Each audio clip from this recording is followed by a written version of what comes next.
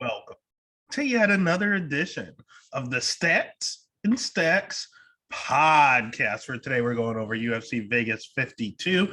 Again, first things first, super quick review on the bets last week. We did all right. We went 4 of 6 on picks. We have both our locks and both of our dogs hit. Neither one of our round totals hit, but hey, getting that plus money and getting the locks are the important ones. So should have been a positive night for you, and all we want to do is win some money. So all in all, not too bad there, but not feeling the greatest this week. So we're going to hop right into this, and we're going to go ahead and go a little quicker than usual. And a lot of these fights are kind of weird to break down, in all honesty. So a lot of them you can save some time with it. So that's what we're going to do, especially with the very first fight of the night here. We have Dean Barry at -1. Oh my God. At 11-1 odds going up against Mike Jackson. Last time I saw it, it was like plus 700. Let's just go ahead and start with Mike Jackson. Okay. He is the definition of not UFC caliber. But when someone signs a UFC contract, you don't sign one fight deals, you sign multiple. So Mike Jackson signed the deal, and he is the one. They wanted to get CM Punk a win. So he is the one that they let CM Punk fight. God damn, is this boy bad. I mean, he's 0-1. His win against CM Punk was ruled a no contest. Otherwise, he has a loss to Mickey Gall, who also fought CM Punk. That's it. Like, this dude's 37 years old. He's one-dimensional. Mickey Gall, as much as he's getting better, I mean, he took him down. This is old Mickey Gall. This is back in 2016. Took him down, choked him out quickly. Again, 2016. This dude's last fight was in 2018. So we haven't seen the dude in 4 years. He's god-awful. They brought him in to fight a WWE wrestler. His striking's okay. He's very long and uses a jab well. That's all he has. That's literally all he has. So he is by far the worst fighter on the roster. That's why you see Dean Barry making his debut as a 11-1 favorite. But I'll be honest with you. If Mike Jackson is the worst fighter on the roster, Dean Barry is still probably top 10. He's really bad too.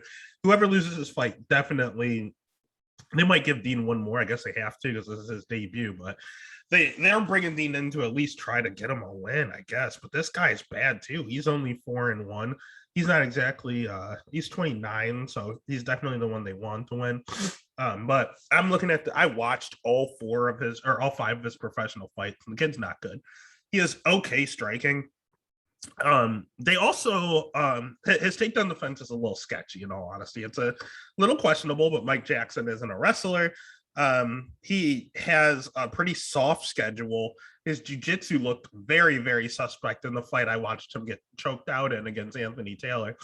And Anthony Taylor was pretty bad, in all honesty. I believe he's the one that fought Tommy Fury. So there's just a lot of gimmick shit going on here. There's people fighting wrestlers, MMA fighters fighting boxers. Like, there's just too much going on here. It's a mess. It's ugly. It's god awful. And they booked this fight 4 times. So they obviously like the kid. I mean, he's been booked 4 times, and 2 of them against Mike Jackson, and then now. So clearly they were trying to get this kid a win for whatever reason. And Mike Jackson might be the only one he's able to beat. So the pick is going to be Dean. Do not, for the love of God, bet Dean. He's bad. He's very bad. Mike Jackson is just the worst. If anything, you're betting Mike Jackson, which is sad, but plus 700, that's just throw $10 on it and try to win 70 and call it a day. Otherwise, stay the hell away from this fight, because these might be the 2 worst fighters in the UFC. Very close to it. All right. Speaking of terrible fighters, the next fight of the night, we have Marcin Prachnio as a -105, as a -115 favorite, going up against Philippe Lenz at -105. Over under set at 1.5. Over 1.5 -135. Under 1.5 plus 105. And it's only set at under 1.5 because of Marcin, Mr. Glass Chin himself. As you look at his record, he has 5 fights in the UFC. The first 3 were all first round KO. The dude has no chin. Overall, he has like a Sambo background, so he's okay striking. Apparently, he should be able to wrestle. Has a little bit of a ground game, but it's very minimal. He's predominantly just a striker who has a glass chin. Not exactly what you want to back, But in the same breath, Philippe Lenz is an underdog to this man. So how bad is Philippe Lenz? Philippe Lenz is a fucking fraud. This dude won the LFA, sorry, the PFL title. Is a millionaire. This man came into the UFC as a very, very high prospect and has shit the bed. He's had a good team with American Top Team, but all in all, he has no good wins on his record.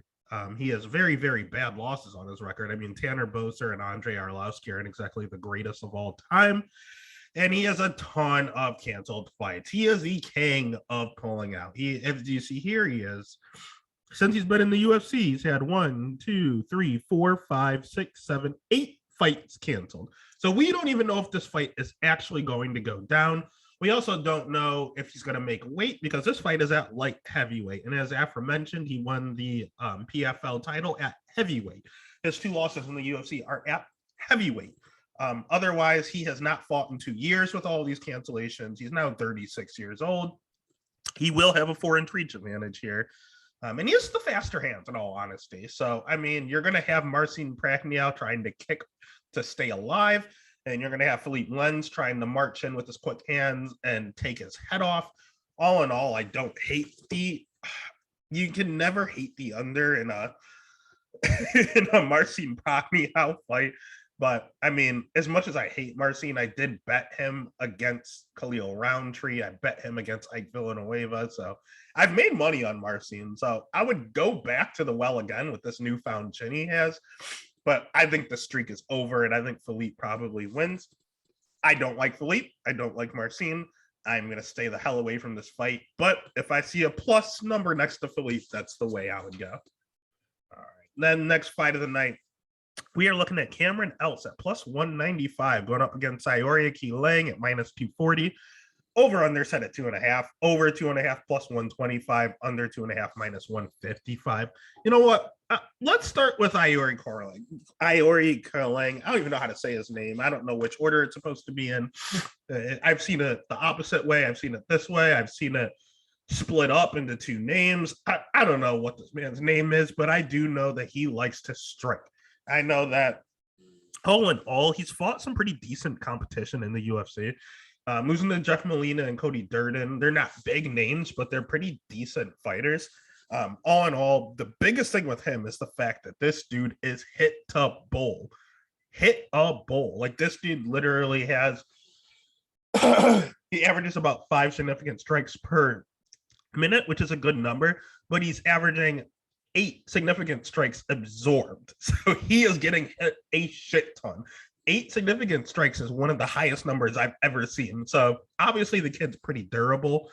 He's been finished in the past, but all in all, as of late, he has a pretty good chin here, but he's fought a lot of cans. You're looking at his record. I mean, 1-1, 0-1, or I should say his wins: 1-1, 0-1, 0-0, 1-2, 1-0, 2-1, 3-4, 1-0, 3-3, 15-17, 3-2.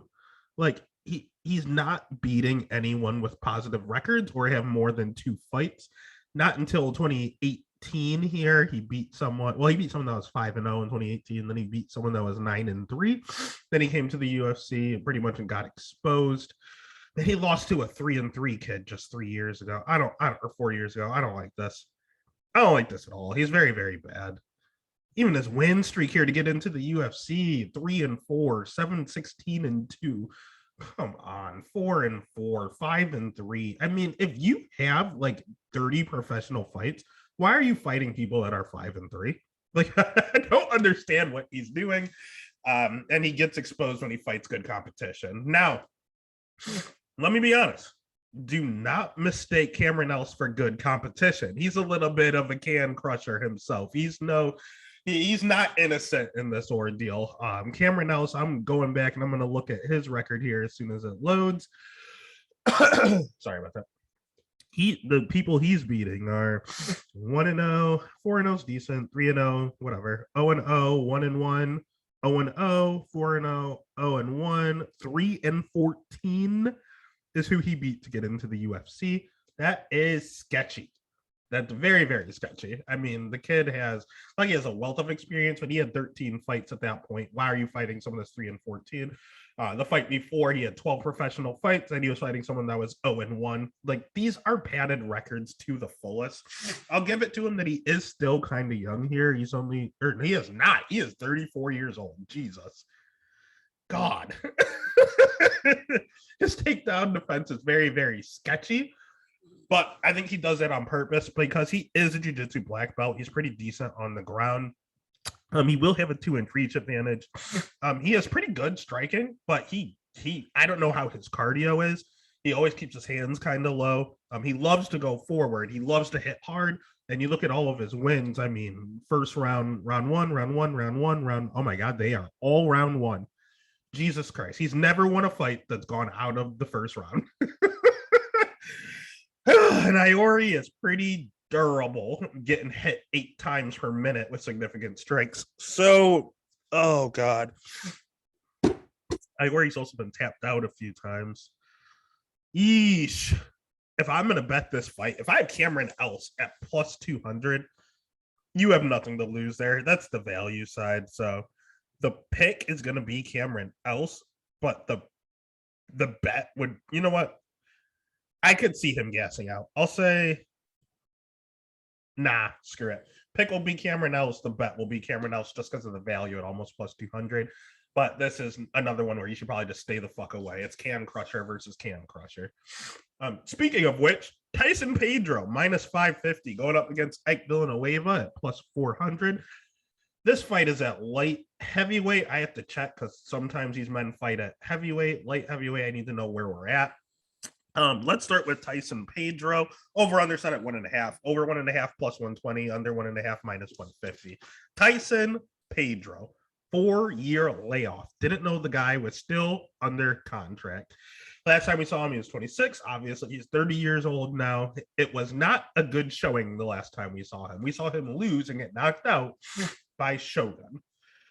It was 2018 Shogun because it was 4 years ago, but it was still a wash Shogun. So that's very sketchy. We also saw him lose to OVA St. Peru. Losing the OSP is not the greatest look. He also lost by submission, and he's supposed to have a black belt, so that's pretty sketchy. He beat Saparov, Servov. It is what it is. Lost to Alira Tifi, took him down. What are you going to do? But then he has some decent wins here. He beat Paul Craig. He beat Khalil Roundtree. Those are good wins. So I don't really know what to do with Tyson Pedro. He's very low volume, but he has an okay ground game. He'll shoot a pretty decent double, and he hits hard. Don't get me wrong. He does hit hard. Obviously, he gasses out, hence the Shogun finish in round 3.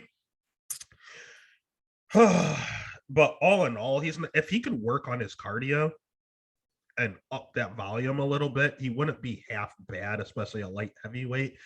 I can't say the same for Ike Villanueva, who is now 38 years old. I believe he is still a fireman. And you want to talk about chinny earlier with Marcin. Ike is just as chinny. I would say he is okay striking, but he doesn't. He's a brawler. He just goes out there and swings for the fences. His volume is pretty high in doing so, but god damn is this guy hittable as well. This guy gets hit a shit ton, just like Iori. So at this juncture, I mean, his wins are against Vinicius Moreira. He's no longer in the UFC and was god awful. Rashad Collier is back in Fury. So he only has 1 win in the UFC, and he has losses to Chase Sherman. That's sketchy, but I believe Chase Sherman might have been on the juice that fight. Jordan Wright, we'll talk about him later. He's interesting. And he has a loss to the aforementioned Marcin Prachnio, Mr. Glass Chin. Had a chin against Ike. So, God, Nick Nekamoreno is so bad. He got starched in a minute.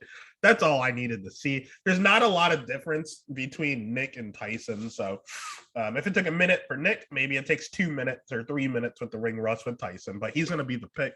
The bet's going to be Tyson. The pick is Tyson for sure. All right, next fight of the night. We are looking at, oh, God, help me with his name, Sergey Kondasko at minus 120, going up against Dwight Grant at plus 100. Over under set at 2.5. Over 2.5 is minus 170. Under 2.5 at plus 140.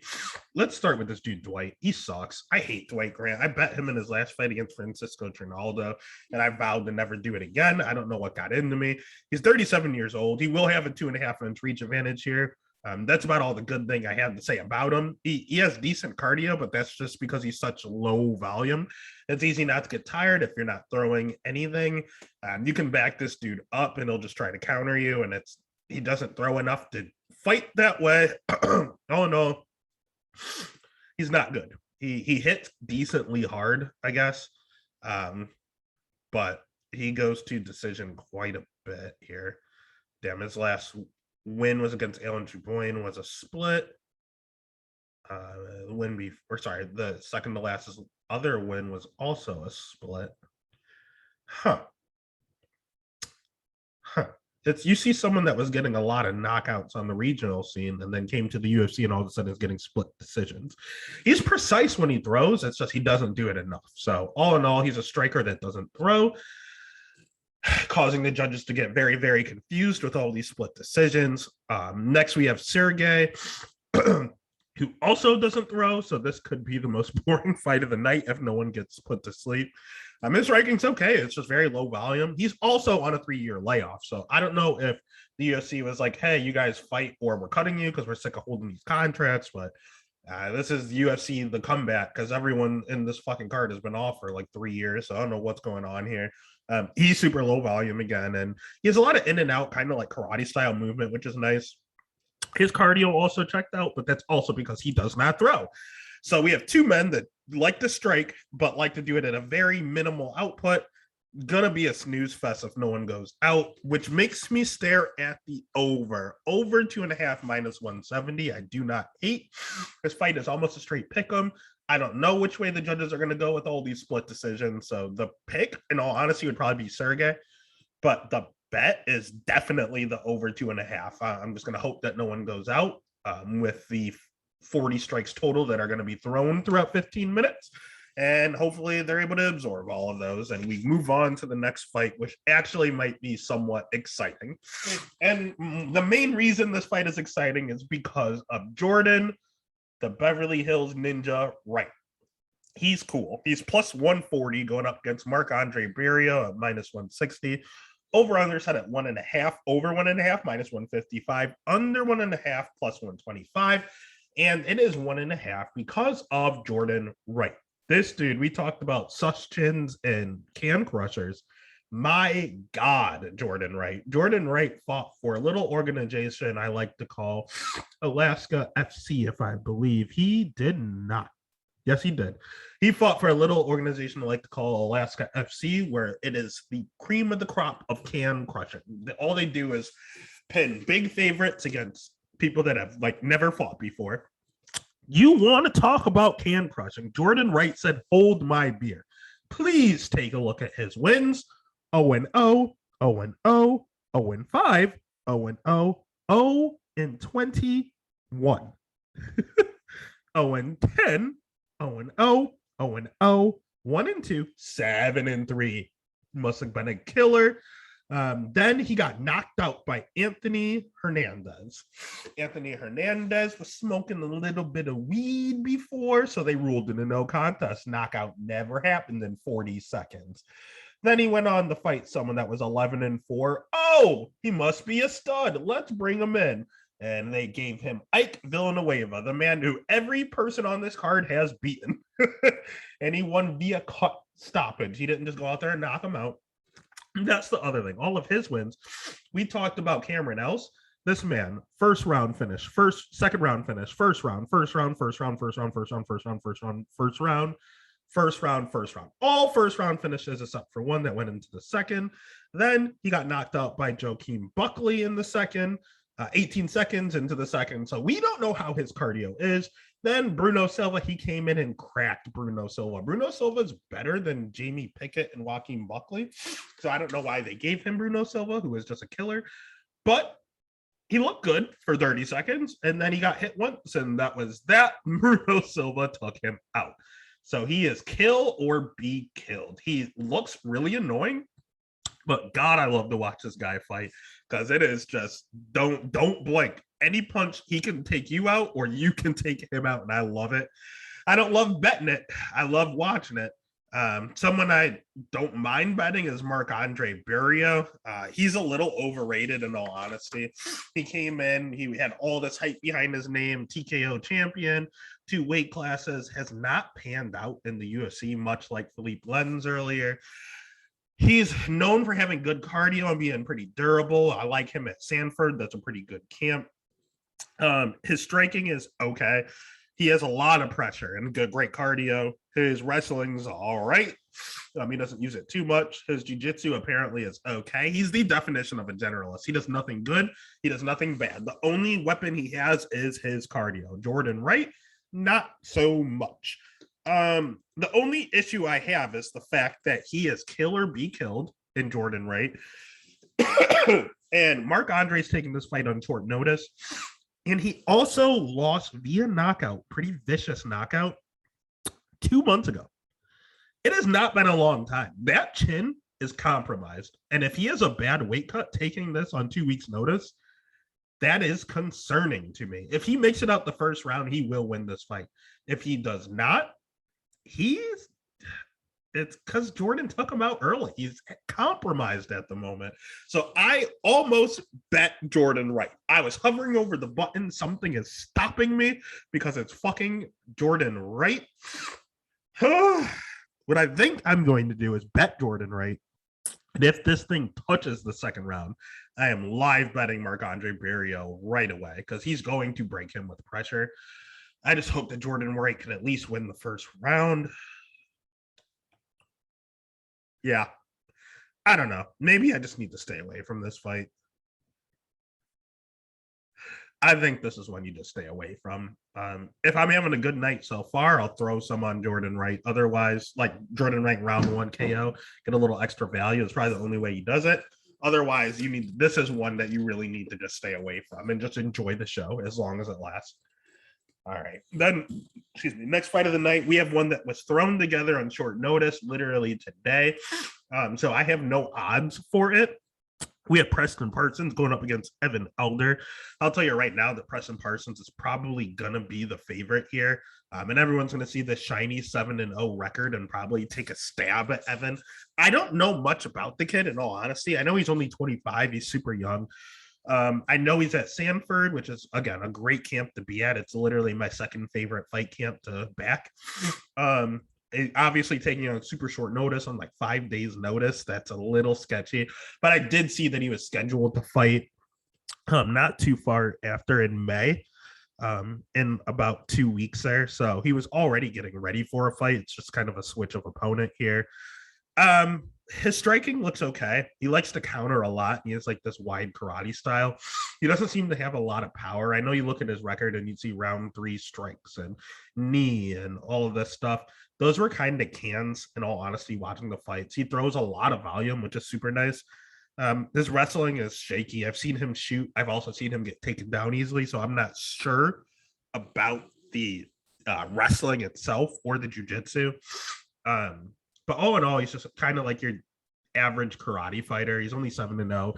He's beaten cans. 9-16, 4-1, 6-6, 2-1, 0-1, 0-0, 0-0. So a little sketchy, but a young kid. What's he supposed to do? He's 25. He only has 7 pro fights. So this is going to be his first true test. And in all honesty, Preston's not exactly a world beater. He's okay. He also has okay striking. His wrestling is suspect. I've seen it look okay, and I've seen it look bad. It's 50-50 as well. His cardio, to be determined, because he's another one of these quick early finishers. Round 2 finish, round 1, round 1, round 1. Round 1, round 1, round. He's never made it out of the second round, win or lose. So, I don't know. He's very interesting here. His durability is in a little bit of question, being finished in all 3 of his losses. Granted, he's fought the better guys than Daniel Rodriguez on short notice and Mike Perry. Both of them been in the UFC. He's also only 26, so he's young and getting better each time as well. Elevate's not a terrible camp. So, they're very, very similar. Parsons did have a full training camp. Elder was getting ready, but Parsons was getting ready for a decent fight here with Louis Koski. So the pick is going to be Parsons. The bet, I have to look at the odds. I'm not too certain. Probably the under if it's plus money, but I don't really know. In all honesty, I'll just have to take a look at it. All right. Then next fight of the night, we're looking at Charles Jourdain against Lando Veneta. This is probably going to be fight of the night. And it's the very first fight kicking off the main card. So if you haven't already, make sure you hit that subscribe button. Make sure you follow over on TikTok, Twitter, Instagram. We're taking over, baby. But all in all, I appreciate the support. And we are going to move straight into Jourdain at minus 140, Lando Veneta at plus 120. Over under set at 2.5. Over 2.5 minus 200. Under 2.5 plus 160. Let's start with Air Jourdain. Dude's good. He's pretty good here. He's the definition of an apple pie shitter, though. He has all the talent in the world. He just doesn't always put it together. Some fights he looks absolutely phenomenal. Some fights he looks a little sketchy. You never know what you're really going to get with Charles Jourdain. Part of that is because he's 26 years old. All in all, good striking. He's supposedly a Brazilian Jiu-Jitsu black belt. His wrestling is ass, and he's never shot a takedown. So I don't know. 50% takedown defense is not the greatest. And if you're a Brazilian Jiu-Jitsu black belt, why have you never shot a takedown? We said that about Myra Bruno Silva last week, and she squeaked by Yananwu, and Yananwu is not good. So we might have the same situation here. Only difference is Charles is pretty decent on the feet. Not a ton of power, but pretty good cardio. He's just getting better each time. He's pretty good volume on the feet too. He's good, man. He's not a world beater, but he's no pushover. He's just a decent prospect, only being 26. He's probably one of the best Canadian prospects they have. And it's an interesting fight because he's fighting Lando Veneta, who is actually one of the sleepers in the division. So you have a prospect going against someone that's underrated. So it'll be pretty interesting here. It's good to note that this is at 145 because Veneta's only fought at Groovy's only fought there one other time against Mike Grundy. Mike Grundy, I know he's on like a 3-fight losing streak, but he's a decent fighter here. I know it's a split decision. That was not a split. Lando won 110%. I love that he mixes in wrestling. I mean, he took down Mike Grundy, the Olympian, so that's really, really impressive. I know he had a wrestling background. I think just high school, but I mean, still, he can utilize it. He's pretty good. And he'll have a 2-inch reach advantage here. He definitely hits harder. He is just as good as striking. And his losses aren't bad losses. Bobby Green's good. Mark Diakiese's okay. Dakar Close is good. David Taymor's good. Tony Ferguson, great. Those are good losses. And that was 2016 Tony Ferguson when he was on the 12-0 streak there. Lando's a little hittable. I don't like that at all. And again, it's only a second fight at 145, so you really, really, really have to watch his weigh-ins, see if he's mastered this cut. He keeps his hands a little low, which I also don't like with Jourdain having such high volume. But again, Jourdain has 50% takedown defense. Lando will mix in wrestling. He took down an Olympian. He can take down Charles Jourdain. So all in all, I think it is a very, very close fight. I think that Jourdain is going to have the volume, but Lando's going to have the power and better looking shots.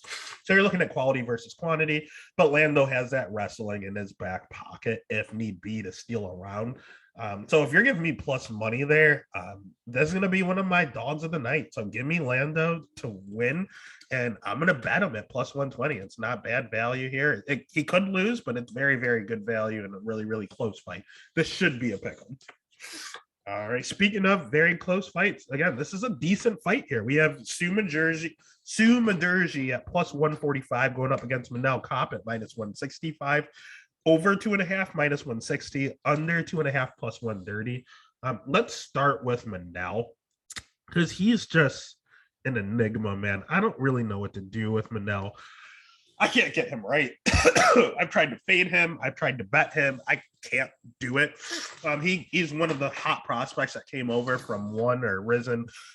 He's a very, very good striker. He is an athlete. That's what he is. He hits very hard, and he's very explosive, and he's very fast. His cardio, okay. It's at 125. It's hard to see a flyweight gassing. You see it occasionally, and he doesn't really gas.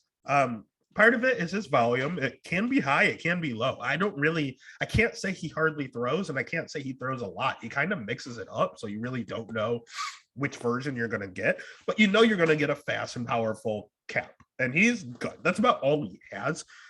He doesn't really wrestle. I have no idea about his ground game. Most of his fights are against other strikers. So I don't know. I mean, I've seen him tapped out. I've seen him win by submission. I mean, he just seems to be okay everywhere else. But his bread and butter is definitely on the feet, which makes this fight really, really fun against Sumaderji, who also is predominantly a striker. When you look at Sumaderji, he has one very, very big glaring hole, and that is his ground game. You see his record at 15-4. When you review his record as a whole, excuse me, all 4 of his losses are by submission. So that is obviously a big, big hole there. And Manel Kopp, it's so big that Manel Kopp had an interview where he said he's bringing his wrestling shoes. Is he actually going to do it? I don't know. Should he? Yeah, lost to armbar, choke, arm lock. All 4 losses by submission. One glaring hole. But Manel Kopp is not a wrestler. And I've learned a long time ago, do not trust people who don't wrestle to wrestle. It's a recipe for disaster. It's not going to work. It doesn't matter if you trained at your whole camp. If it's not something you've naturally done forever, that is one aspect where you need experience. And Cap is not someone that's been utilizing his wrestling at all. So I don't trust him there. I like that he's going to try. But if you're giving me a 50-50 fight, plus 145 on one side because no one knows him, Cap is just a big name. I think this should also be a pick 'em. Or if Cap is a favorite, he should be like minus 130 and have plus 110 on the other side. Then I would stay away. But plus 145, plus 150 is too much value on a killer in Sue. Super young, getting better each time. He's also only 26. These young kids get better each time you see them. And I think with him, especially with him having a reach advantage, a 4-inch reach advantage, he's hard to hit. I don't even think I mentioned that. He averages 4 significant strikes per minute, and he averages getting hit 1.97. So literally under 2 significant strikes per minute he's absorbing, but he's dishing out over 4. So, I mean, he's very, very long, and he uses that. He does have a little bit of tall man defense where he just leans his head back, and Cap might crack him. But as long as he's never been knocked out before, I'm hoping it doesn't happen now. So that long reach advantage in a striking ordeal, give me Sue, and I am going to bet Sue. And it might be, honestly, back-to-back dogs might be the way I go in regards to betting this week with if they're barking or not. Next fight of the night is one that I thought was fairly simple, but some of the experts have me a little nervous about. Macy Barber at minus 190 going up against Montana De La Rosa at plus 160. Over under set at 2.5. Over 2.5 minus 245. Under 2.5 at plus 185. Let's go ahead and start with Macy Barber, the future baby. She is still super, super young. It seems like she's been in the UFC forever, but she's only 23 years old. She's at Team Alpha Male, so obviously her takedown defense is not bad. Her striking's okay. It's a little overrated, but she hits pretty hard for 115, so it looks a lot better than it really is. It's okay, don't get me wrong. And again, she's constantly improving. She's only 23. She's a 66% takedown defense. I wish that was a little higher. But I mean, it is what it is. Her cardio checks out. She does like to move forward a lot, which is good.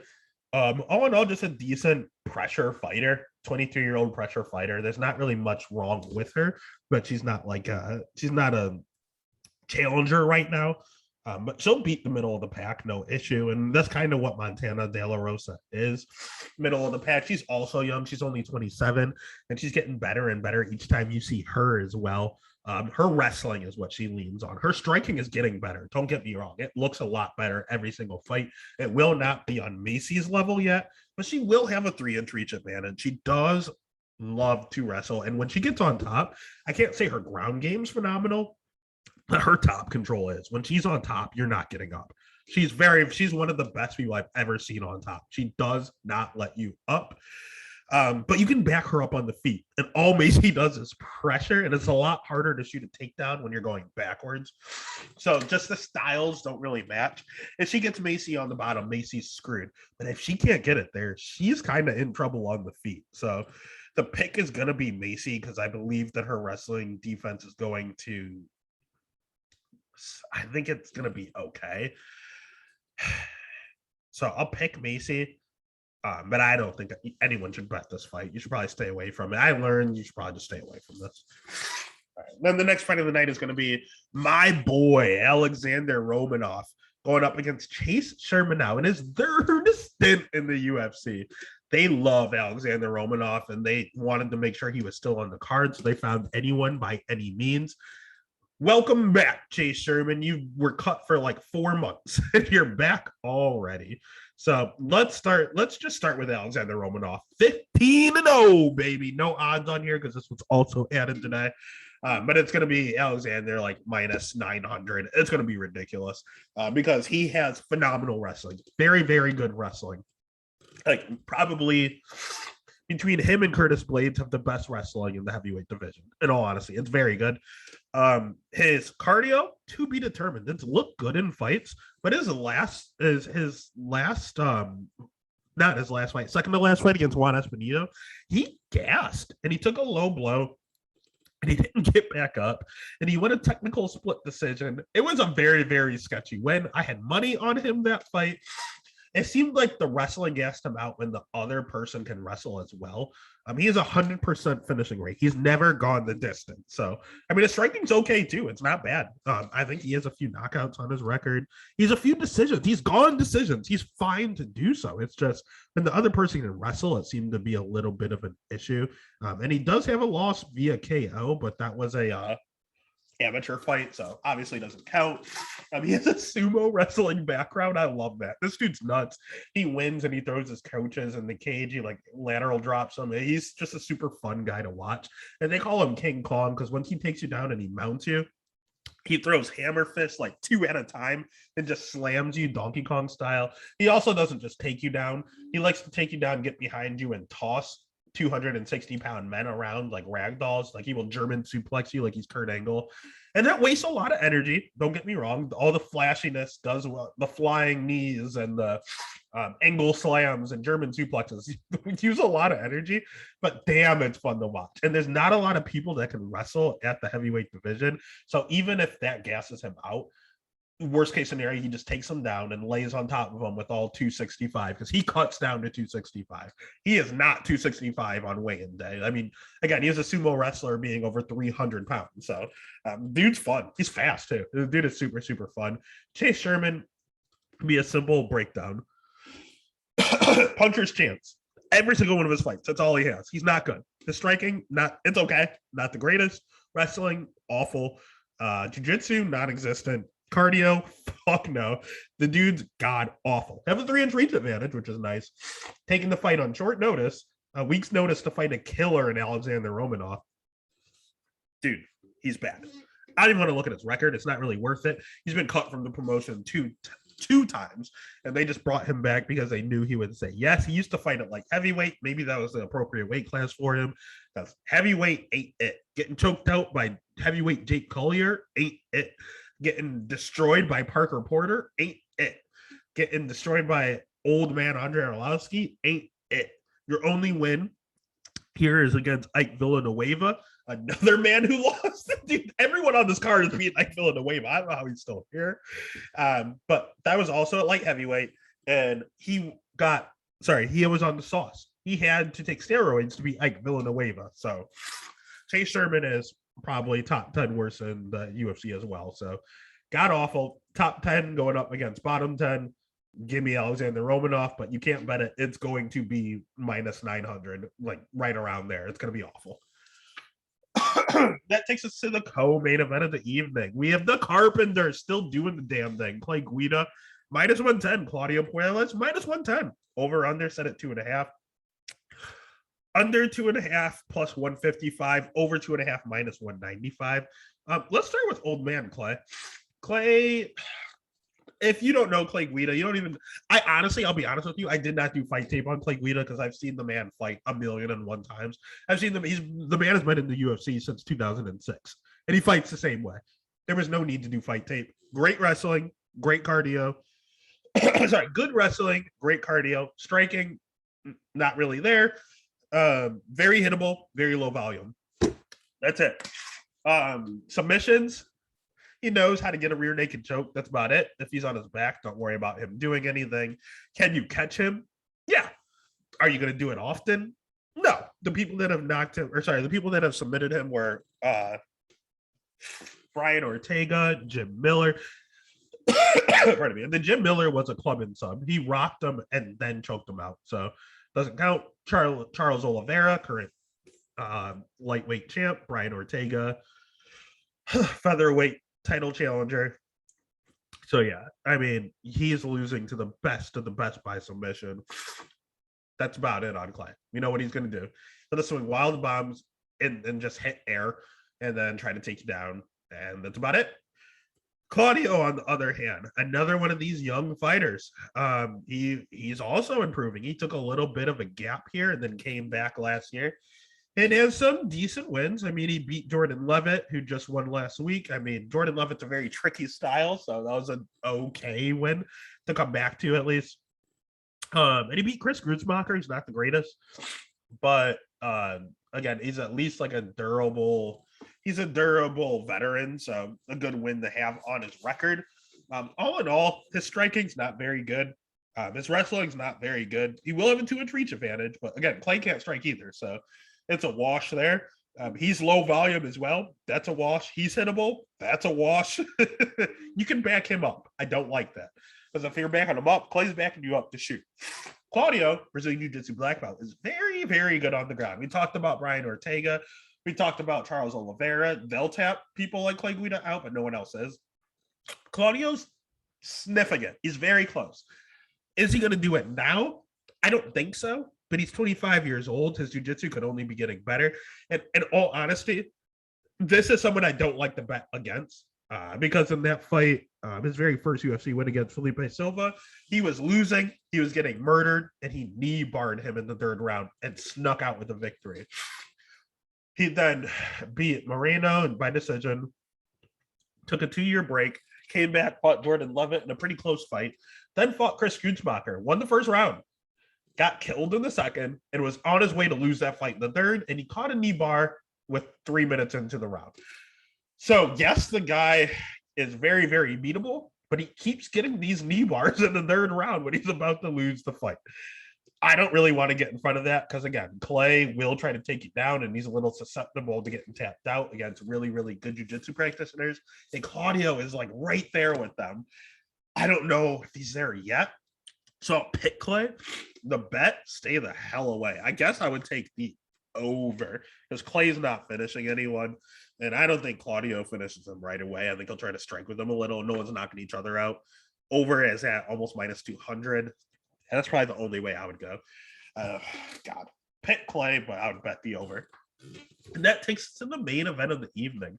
We have Amanda Lemos at plus 155 against Jessica Andrade at minus 180. Over under set at 3.5. Over 3.5 plus 105. Under 3.5 minus 135. Let's start with Lemos because these odds actually surprised me. I thought it would be a pick 'em where she might be the favorite, and I was ready to bet Jessica Andrade, but people are wise to it. Amanda has really good striking.